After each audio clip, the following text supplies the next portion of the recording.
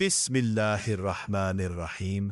अस्सलामु अलैकुम व रहमतुल्लाहि व बरकातुह। उम्मीद है आप सब खैरियत से होंगे। आज की इस बाबरकत मजलिस का आगाज हम दुरूद शरीफ पढ़कर करते हैं। आइए सब मिलकर पढ़ें। अल्लाहुम्मा सल्ली अला मुहम्मदिन व अला आलि मुहम्मदिन कमा सल्लैता अला इब्राहीम व अला आलि इब्राहीम इन्नका हमीदुन मजीदुन। اللهم بارك على محمد وعلى آل محمد كما باركت على إبراهيم وعلى آل إبراهيم إنك حميد مجيد۔ اسلامی تاریخ کے پنوں میں کچھ ایسے گمنام ہیرو بھی گزرے ہیں جنہیں زمین والوں نے تو شاید اہمیت نہ دی، لیکن آسمان والے ان پر فخر کرتے تھے۔ آج کی کہانی ایک ایسے ہی صحابی کی ہے جو بہت غریب تھے، جن کا کوئی بڑا خاندان نہ تھا، لیکن جن کے بارے میں کائنات کے سب سے عظیم انسان ہمارے پیارے نبی صلی اللہ علیہ وسلم نے فرمایا، جلیبیب مجھ سے ہے اور میں جلیبیب سے ہوں۔ آئیے اس ایمان افروز داستان کی طرف چلتے۔ حضرت جلیبیب رضی اللہ عنہ مدینہ منورہ کی گلیوں میں ایک صحابی رہا کرتے تھے جن کا نام تھا جلیبیب۔ وہ ظاہری طور پر خوبصورت نہیں تھے، انتہائی مفلس تھے، اور ان کا کوئی حسب نسب بھی مشہور نہ تھا۔ لوگ عموماً انہیں نظر انداز کر دیتے تھے، اور شاید اسی وجہ سے وہ خود کو بھی کمتر سمجھتے تھے۔ لیکن رحمت عالم صلی اللہ علیہ وسلم کی نظر کرم ان پر ہمیشہ رہتی تھی، کیونکہ نبی کریم صلی اللہ علیہ وسلم کی نظر ظاہری حسن پر نہیں بلکہ باطنی تقوی پر ہوتی تھی۔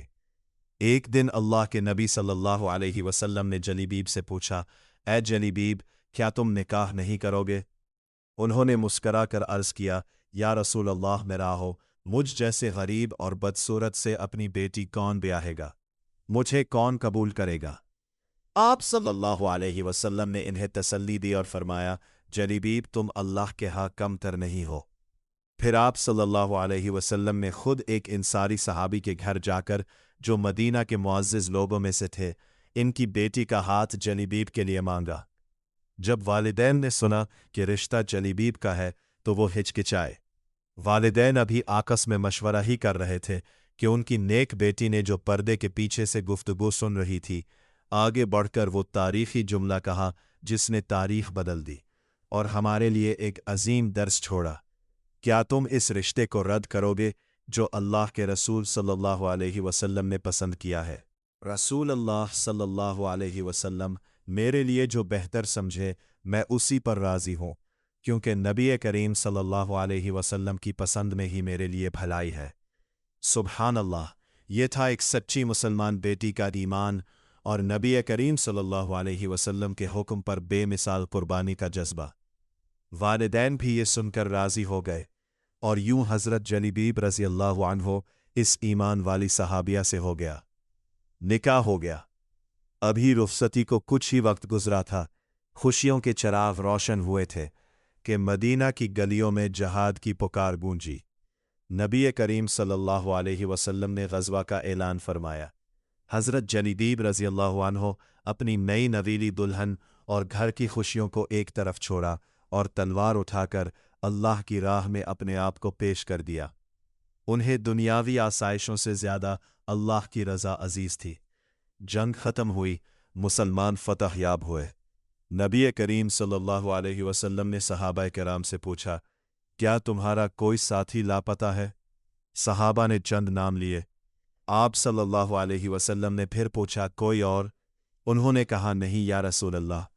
تب آپ صلی اللہ علیہ وسلم کی آنکھوں میں آنسو آ گئے اور آپ صلی اللہ علیہ وسلم نے فرمایا، لیکن میں اپنے جلیبیب کو نہیں پا رہا، اسے تلاش کرو۔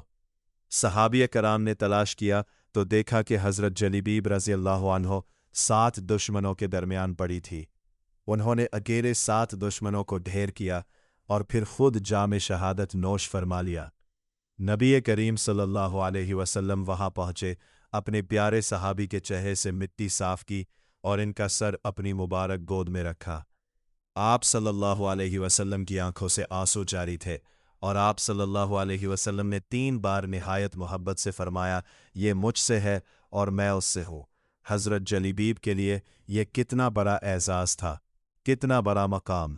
ان کی قبر کھودی گئی اور ان کے لیے سب سے بڑا اعزاز یہ تھا کہ انہیں قبر میں اتارنے والے خود اللہ کے نبی صلی اللہ علیہ وسلم تھے۔ اپنے ہاتھوں سے انہیں لحد میں اتارا۔ یہ کہانی ہمیں سکھاتی ہے کہ انسان کی قیمت اس کے بینک بیلنس، اس کے خاندان یا اس کی شکل و صورت سے نہیں، بلکہ اس کے تقوی، اس کے ایمان اور اس کے اللہ اور اس کے رسول صلی اللہ علیہ وسلم کے محبت سے لگائی جاتی ہے۔ یہ داستان ہمیں درس دیتی ہے کہ اصل عزت اور مرتبہ اللہ کے ہاں ہوتا ہے، نہ کہ دنیا کی نظروں میں۔ اس لیے ہمیں ہمیشہ ظاہری چیزوں کی بجائے باطنی خوبصورتی اور نیک اعمال پر توجہ دینی چاہیے۔ اس ویڈیو میں بیان کردہ واقعات مستند تاریخی اور اسلامی کتب سے لیے گئے ہیں۔ ہمارا مقصد صرف معلومات فراہم کرنا اور اسلامی تاریخ کو اجاگر کرنا ہے۔ اگر تحقیق یا پیشکش کے دوران ہم سے کوئی غلطی ہو گئی ہو تو ہم اس کے لیے پیشگی معذرت خواہ ہیں اور اللہ تعالیٰ سے معافی کے طلبگار ہیں۔ کسی بھی قسم کی تکنیکی یا علمی تصحیح کے لیے آپ ہمیں آگاہ کر سکتے ہیں۔